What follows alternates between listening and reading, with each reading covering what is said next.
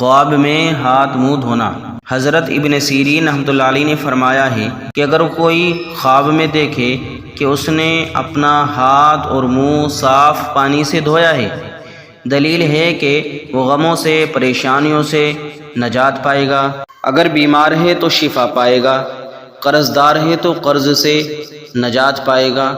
اور اگر کوئی خواب میں دیکھے کہ بغیر ہاتھ دھوئے نماز پڑھتا ہے، دلیل ہے کہ اس کا دین کمزور ہوگا اور اس کا مال اس کے ہاتھ سے جاتا رہے گا۔ حضرت جابر مغربی رحمۃ اللہ علیہ نے فرمایا ہے کہ اگر کوئی خواب میں دیکھے کہ دونوں ہاتھ اور منہ دھوتا ہے، دلیل ہے کہ اپنے دوستوں سے مدد مانگے گا۔ اور اگر کوئی خواب میں دیکھے کہ ہاتھ اور منہ دھوتا ہے اور اس کا وضو اسی وقت ٹوٹا تھا، دلیل ہے کہ اپنے کسب یعنی اپنی روزی اور کمائی میں عاجز ہوگا، کمزور ہوگا۔ اور اگر کوئی خواب میں دیکھے کہ اس کا وضو ٹوٹا ہے اور پھر ہاتھ منہ دھویا ہے اور نماز شروع کی ہے لیکن نماز کو مکمل اور تمام نہیں کیا ہے، دلیل یہ ہے کہ اس کی عمر آخر ہو گئی، اس کی زندگی کا وقت پورا ہونے والا ہے۔